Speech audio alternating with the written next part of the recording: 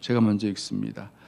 무리가 물어 이르되 그러면 우리가 무엇을 하리이까?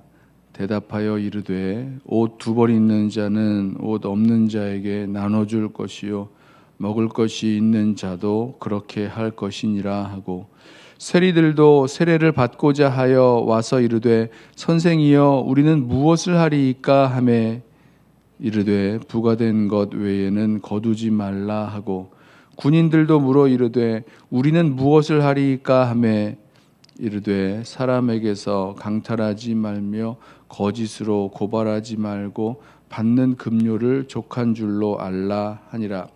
백성들이 바라고 기다림으로 모든 사람들이 요한을 혹 그리스도신가 심중에 생각하니, 요한이 모든 사람에게 대답하여 이르되 나는 물로 너희에게 세례를 베풀거니와 나보다 능력이 많으시니가 오시나니 나는 그의 신발끈을 풀기도 감당하지 못하겠노라.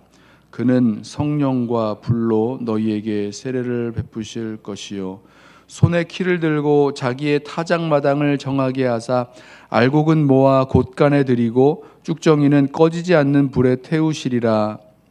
또 그 밖에 여러 가지로 권하여 백성에게 좋은 소식을 전하였으나 분봉왕 헤롯은 그의 동생의 아내 헤로디아의 일과 또 자기가 행한 모든 악한 일로 말미암아 요한에게 책망을 받고 그 위에 한 가지 악을 더하여 요한을 옥에 가두니라. 아멘.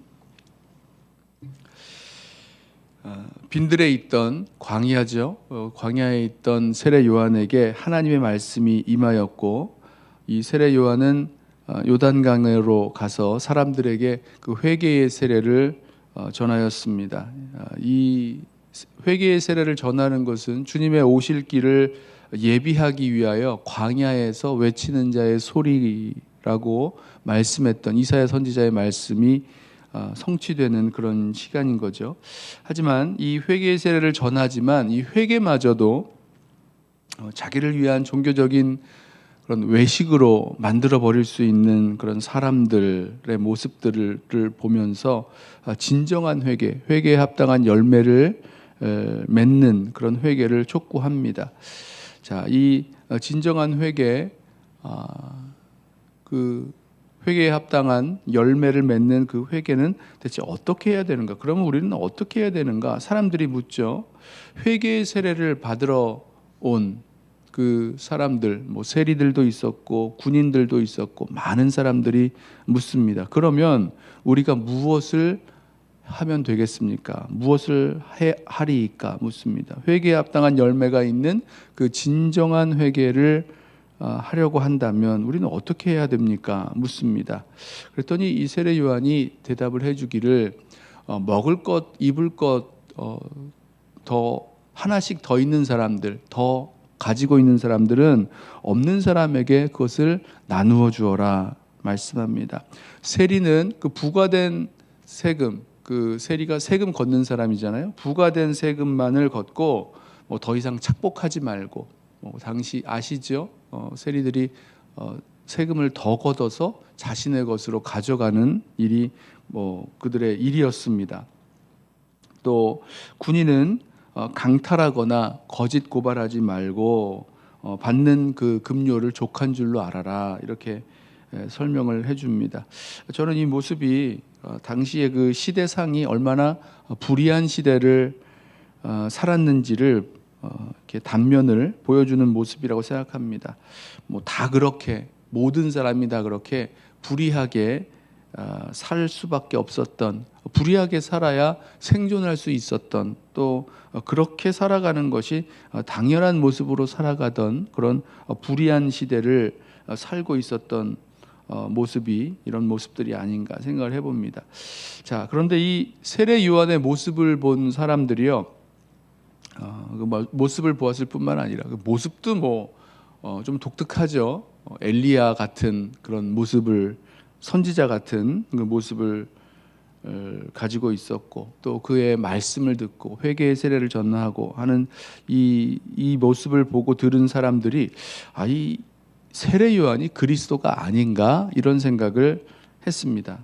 그래, 맞아. 진정한 회개를 해야 되고 주님 오실 길을 우리가 준비하고 또 예비해야지. 이렇게 광야에서 경건하게 살면서 하나님 말씀대로 살면서 목에 칼이 들어와도 하나님 말씀을 이렇게 전하는 이분이 우리가 기다리던 메시아 아닌가 사람들이 생각을 하게 된 거죠.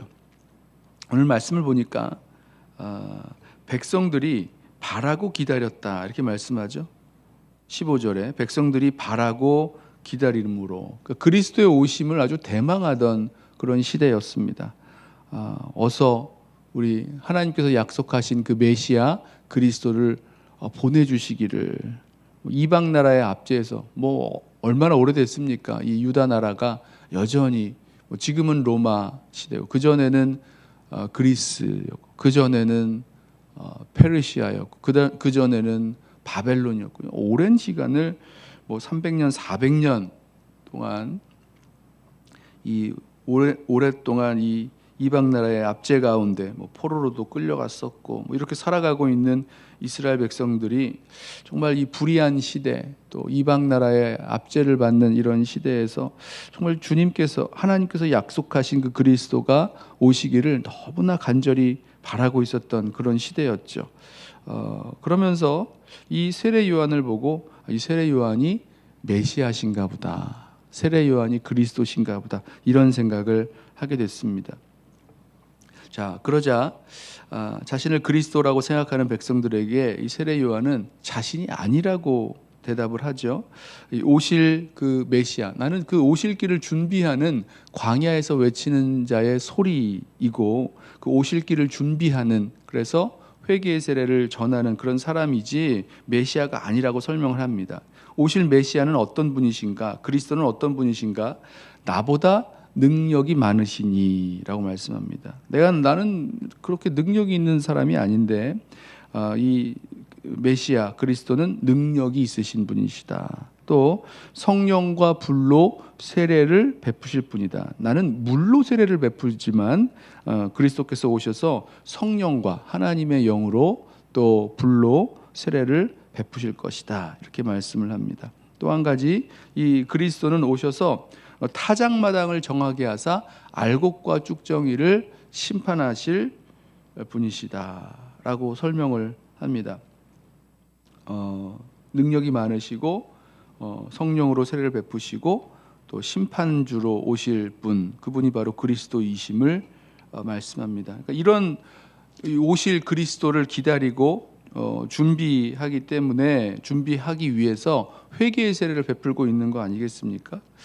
자, 그렇게 자신은 그리스도가 아니라고, 그리고 우리는 오실 그리스도를 준비하고 또 예비하는 차원에서 이렇게 회개의 세례를 베풀고 정말 우리의 진정한 주님이 누구신지 우리 자신을 좀 돌이켜보면서 회개하면서 살아가야 될 그런 모습들을 말씀을 하는 거죠.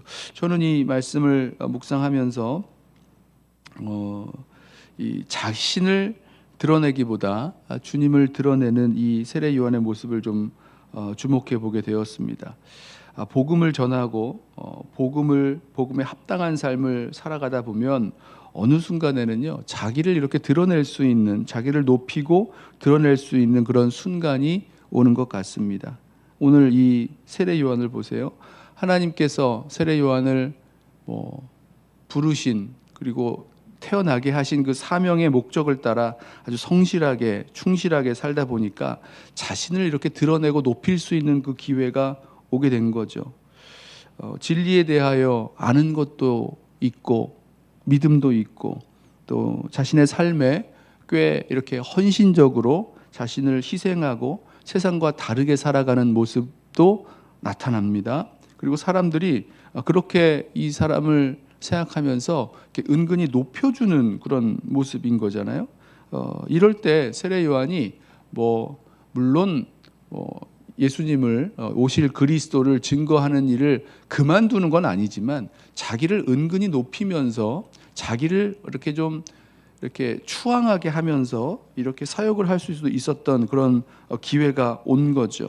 하지만 여기서 세례 요한은 자기 자신을 드러내지 않습니다. 자기 자신을 드러내고 자기를 높이고 은근히 사람들이 좀 더 많이 따르고 추앙하게 만드는 그런 일을 하지 않습니다. 그 대신에 주님을 드러내고 주님을 높이는 그 일들을 감당하죠. 이것이야말로 주님 오실 길을 준비하는 자의 모습이 아닌가라는 생각을 해봅니다. 이 세례 요한이 이렇게 말하죠. 나는 그의 신들매, 신발끈이라고 그렇죠? 예, 신발끈을 풀기에도 푸는 것도 감당하지 못할 그런 사람이다. 이렇게 자기 자신을 겸손하게 낮추면서 겸손한 게 아니죠. 우리도 마찬가지로 우리가 주님의 신발끈을 풀기에도 합당하지 못한 만큼 그런 사람들 아니겠습니까? 이런 사람이라고 자기 자신을 낮추고 겸손하게 주님을 드러내면서 살아갑니다. 자, 저와 여러분의 믿음의 여정에서도 우리가 주님께서 우리에게 맡겨주신 사명, 이런 모습 저런 모습으로 충실하게 섬기면서 또 희생하면서 헌신하면서 살아갈 때에 어느 순간에 우리 자신을 높이고 드러낼 그런 순간이 다가올 때에 우리 이 세례 요한의 모습을 우리 기억하겠습니다. 나는 그의 신발끈을 풀기에도 합당하지 않다, 감당하지 못하겠노라, 이렇게 고백하면서 우리 다른 말씀에서는 그는 흥하여야 하겠고 나는 쇠하여야 하리라 라고 하면서 주님을 높였던 세례 요한의 모습을 기억하면서 우리의 모든 삶과 사역 가운데, 우리의 모든 일상 가운데에서 나 자신을 드러내고 높이는 것 아니라 우리 주님을 더욱더 드러내고 또 주님의 이 복음을 더 드러내고 전할 수 있는, 그렇게 주님을 높이면서 살아갈 수 있는 저와 여러분 되시기를 주님의 이름으로 부탁하고 축원합니다. 기도하겠습니다. 사랑하는 주님, 주님을 전하고 또 주님을 찬양하고 높이며 살아가는 삶을 살다가 이상하게도 나 자신을 드러내고 높이는 그런 기회가 올 때에 주님 정신을 차리고 우리의 삶의 목적이 나를 높이는 것 아니라 주님을 높이고 주님을 증거하는 삶인 것을 기억하고 정말 주님만 드러내고 주님만 높이며 살아갈 수 있는 우리 모든 성도들 또 우리 교회 공동체 되게 하여 주옵소서. 주님의 오심을 준비하며 기다리며 살아가는 그 삶을 살아갈 수 있도록 또 그렇게 증거할 수 있도록 우리를 붙들어 주셔서 다시 오실 그 주님을 우리 삶 속에서 진정으로 고대하며 또 준비하며 살아가도록 또 그렇게 주님을 드러내며 높이며 살아가도록 우리를 붙들어 주옵소서. 예수님의 이름으로 기도드리옵나이다. 아멘. 이 시간에 오늘 주신 말씀 붙들고